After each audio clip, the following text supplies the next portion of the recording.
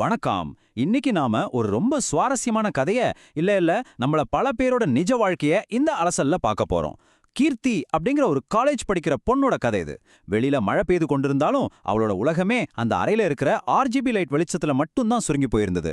ஒரு கையில மொபைல், எதிரே கம்ப்யூட்டர் ஸ்கிரீன், காதுல ஹெட்செட். இப்படி அவளோட ஒட்டுமொத்த வாழ்க்கையும் அந்த ஒரு சின்ன அறைக்குள்ள எப்படி முடங்கி போச்சுன்னு நம்ம விரிவா பார்க்க போறோம். இது வெறும் ஒரு மாணவியோட கதை மட்டும் கிடையாதுங்க. இன்னைக்கு நம்மள பலரும் போராடிட்டு இருக்கிற ஒரு டிஜிட்டல் போராட்டத்தோட கதை. இன்னும் ஒரே ஒரு மேட்ச் மட்டும். இதுதான் கீர்த்தியோட அன்றாட தாரக மந்திரம். இந்த வார்த்தை நம்மள பல பேருக்கும் ரொம்ப பரிச்சயமான ஒண்ணு இல்லையா? இது வெறும் சாதாரண ஒரு வசனம் கிடையாது. இது ஒரு மிகப்பெரிய வலையோட ஆரம்பம். ஆரம்பத்துல ஒரு சாதாரண பொழுதுபோக்காவும் சின்ன ஒரு சந்தோஷத்துக்காகவும் தொடங்கின ஒரு விஷயம் எப்படி அதிவேகமா ஒரு ஆழமான அடிமைத்தனமா மாறுச்சு அப்படிங்கறதே இதை நமக்கு உணர்த்துது. ராத்திரி தூக்கத்தை எல்லாம் தொலைச்சிட்டு இன்னொரு மேட்ச்னு சொல்லி அவளோட முழு நேரமும் அந்த ஸ்கிரீன்குள்ளேயே மூழ்கி போச்சு. பகுதி 1. கேமிங் வலை, அதாவது டிஜிட்டல் பொறி. இந்த கேமிங் எப்படி அவளை கொஞ்சம் கொஞ்சமா தன்னுள் இழுத்துக்குச்சு, அவளோட ஒவ்வொரு மணி நேரத்தையும் அது எப்படி விழுங்க ஆரம்பிச்சதுன்னு கொஞ்சம் யோசிச்சு பாருங்க. கீர்த்தியோட தினசரி வாழ்க்கை எப்படி தலைகீழா மாறுச்சு அப்படிங்கிறது ரொம்ப அதிர்ச்சியானது. காலையில கண்ணை முழிச்சது முதல் வேலையா கேம். மதியம் காலேஜ் கிளாஸ் நடந்துட்டு இருக்கும்போதே யாருக்கும் தெரியாம மொபைல்ல கேம். ராத்திரியானா ஆன்லைன் நண்பர்களோட விடிய விடிய கேம். அவளோட ரூம்ல ஒரு பக்கம் தொடவே படாத புத்தகங்களும் மறுபக்கம் காலி எனர்ஜி ட்ரிங்க் பாட்டில்களும் மட்டும்தான் குவிஞ்சு கிடந்துச்சு. அவளோட நிஜமான காலேஜ் வாழ்க்கை அந்த நீல நிற கேமிங் வெளிச்சத்துல முழுவதுமா மறைஞ்சு போயிடுச்சு. அடுத்து பகுதி 2. சறுக்கல் நிஜ உலக தோல்வி. விர்ச்சுவல் உலகத்துல அவ தொடர்ந்து வெற்றிகளை குவிச்சிட்டு இருந்தாலும் நிஜ உலகத்துல அதுக்காக அவ கொடுத்த விலை ரொம்பவே அதிகங்க. விர்ச்சுவல் கேம்ல கிடைக்கிற எந்த ஒரு வெற்றியும் நிஜ வாழ்க்கையோட தோல்விகளை சரி செய்ய முடியாது. எக்ஸாம் ரிசல்ட் வந்துச்சு. பேப்பர்ல எல்லா பாடங்கள்லயும் சிவப்பு நிறத்துல ஃபெயில் மார்க்கு. அதிர்ச்சியோட அவளோட எதிர்காலத்தை பற்றி கவலையா கேட்ட அம்மாவிடம் கழுத்துல மாட்டியிருந்த ஹெட்செட்டோட ப்ளீஸ் அம்மா என்ன தொந்தரவு பண்ணாதீங்க அப்படின்னு கடுமையா கோபப்பட்டாள் கீர்த்தி.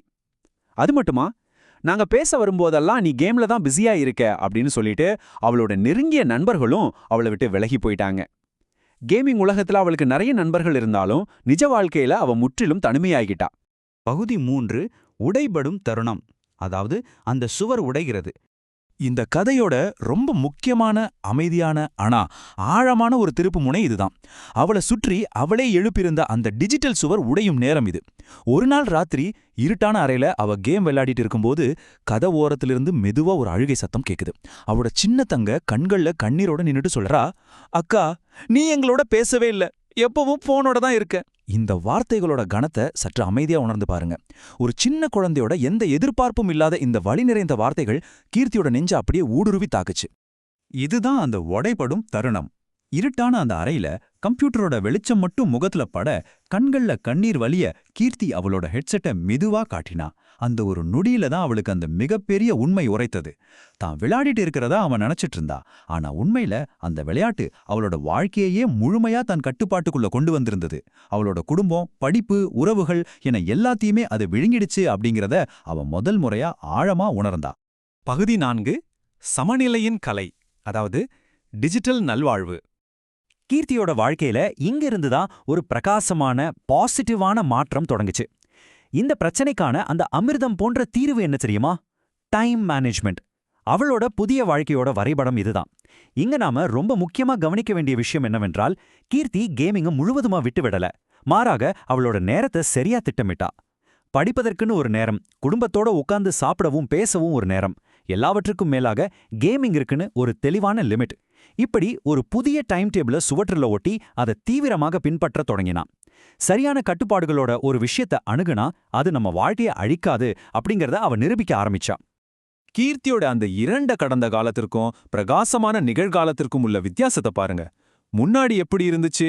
தனிமை, எனர்ஜி ட்ரிங்க் பாட்டில்கள் சிதறி கிடந்த குப்பையான மேஜை, எக்ஸாம்ல ஃபெயில்.